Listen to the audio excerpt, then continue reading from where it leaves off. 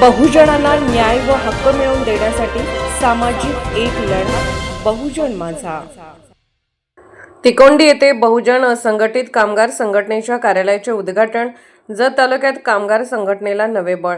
बहुजन असंघटित कामगार संघटना महाराष्ट्र राज्य निळा बावटा सांगली जिल्ह्याच्या वतीने जत तालुक्यातील तिकोंडी येथे बहुजन असंघटित कामगार संघटनेच्या कार्यालयाचा उद्घाटन सोहळा रविवार दिनांक 16 ऑगस्ट 2026 रोजी उत्साहात आणि मोठ्या उपस्थितीत संपन्न झाला। या उद्घाटन सोहळ्यात संघटना प्रमुख माननीय डॉक्टर शंकरदादा मार्तंड माने, प्रदेश उपाध्यक्ष माननीय संतोषभाऊ वनखडे, पश्चिम महाराष्ट्र अध्यक्ष माननीय संदीप धुमाळ, रिपब्लिकन सेना संघटक माननीय वेदिका सिंग, रिपब्लिकन सेना जत तालुका विधानसभा महिला अध्यक्ष माननीय वंदना हेगडे, रिपब्लिकन सेना जिल्हा संघटक माननीय शैलेंद्र ऐवळे, रिपब्लिकन कामगार सेना सांगली जिल्हा मीडिया प्रमुख माननीय समीर चव्हाण यांच्यासह तिकोंडी कार्यालयाचे प्रमुख पदाधिकारी व कार्यकर्ते मोठ्या संख्येने उपस्थित होते। यावेळी रिपब्लिकन कामगार सेना जत तालुका कार्यकारिणीच्या पदाधिकाऱ्यांच्या नियुक्त्याही करण्यात आल्या।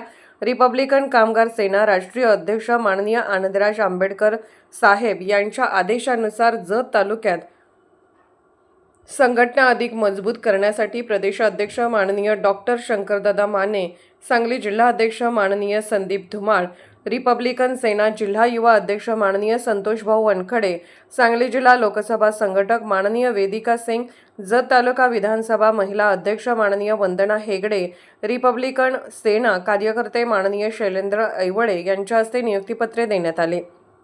जत तालुका रिपब्लिकन कामगार सेनेची कार्यकारिणी समीर चव्हाण, रिपब्लिकन कामगार सेना सांगली जिल्हा सोशल मीडिया प्रमुख महादेव हेगडे, जत तालुका अध्यक्ष मंगल बरकडे, जत तालुका महिला अध्यक्ष संजय नागराळे, जत तालुका उपाध्यक्ष बसवराज चव्हाण, जत तालुका सदस्य। जत तालुक्यात रिपब्लिकन कामगार सेना व रिपब्लिकन सेनेचे संघटन मोठ्या वेगाने बळकट होत असून तिकोंडी येथे कार्यालय सुरू झाल्यामुळे तालुक्यातील कामगारांच्या प्रश्नांना संघटित व्यासपीठ मिळणार असल्याचे यावेळी मान्यवरांनी सांगितले।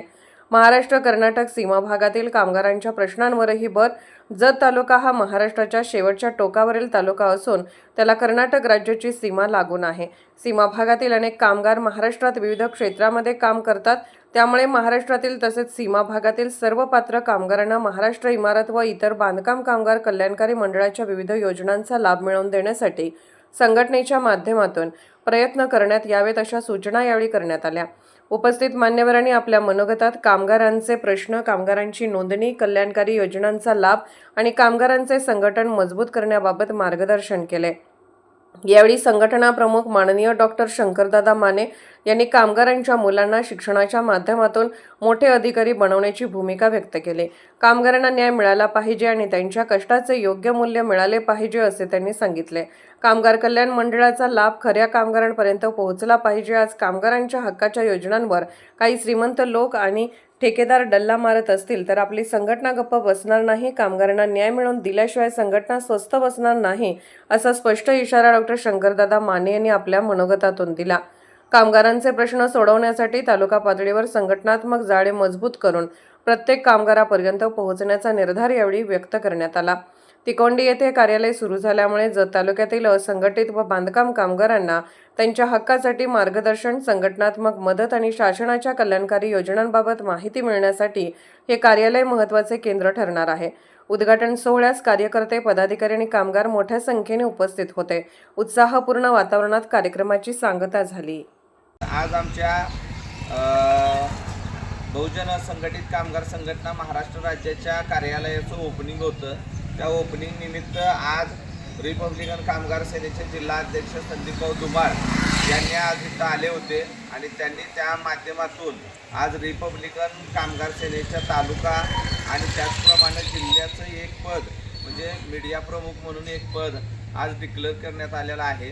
आणि रिपब्लिकन कामगार सेनेचं काम सांगली जिल्ह्यामध्ये संदीप धुमाळ यांच्या नेतृत्वाखाली मोठ्या प्रमाणात चालू आहे, एवढंच या प्रसंगी सांगण्यात येत आहे। करू शकताय, नोंदणी केल्यानंतर नुसतं बोनाफाईट वगैरे दिलं तर तुमच्या मुलाच्या शिक्षणाला, 2 मुलांच्या शिक्षणाला पैसे मिळतात।